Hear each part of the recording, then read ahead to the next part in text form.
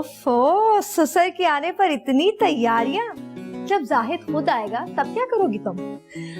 उसके लिए तो मैं रेड कारपेट बिछाऊंगी और ऊपर से फूल। तुम्हें पता है मेहंदी पर आरजे सैम आ रहा है, जो एक्टर सुरभा की शादी पर आया था। ब्रांड है ब्रांड। सीधा दुबई से यहाँ आ रहा है और हमारी शादी के बाद हॉलीवुड जाएगा। शायद सोनम कपूर की शादी है। सच में? हाँ, आरजे सैम।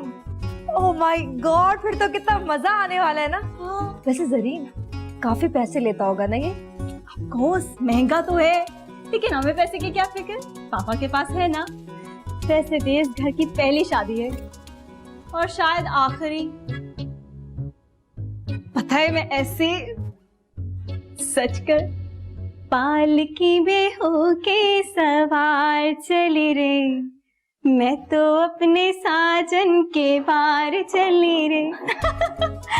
ऐसे ढोलकी पर बैठूंगी और सजी बारात के साथ दाखिल होंगी। पता है लाहौर से ढोल वाले आ रहे हैं। एक मिनट, तुम्हारी टांगे टूटी हैं जो तुम पालकी या टांगे पे बैठ कर जाओगी मेहंदी पर? चलो जी, आ गई जल कुकड़ी।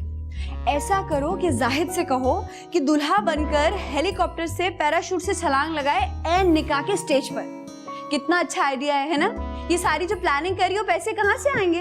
पैसे को दरख्तों पे उगते हैं। अच्छा, और तुमने जो अपनी बुटीक पर 2 करोड़ उड़ाए थे, हाँ, वो 2 महीने में ना तो उस टाइम दरख्तों से पैसे आते थे और ना ही बारिश से बरसते थे।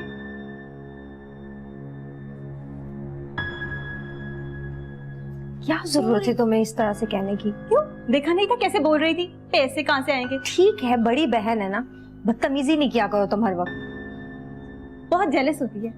अच्छा चलो, तो पानी वानी तो पिलाओ, कब से आई हूँ, बैठने के लिए भी नहीं बोला। अच्छा बताओ ना, मैं कैसी लग रही हूँ? अच्छी लग रही हो, आते ही तारीफ की है तुम्हारी। और क्या चाहती हो तुम?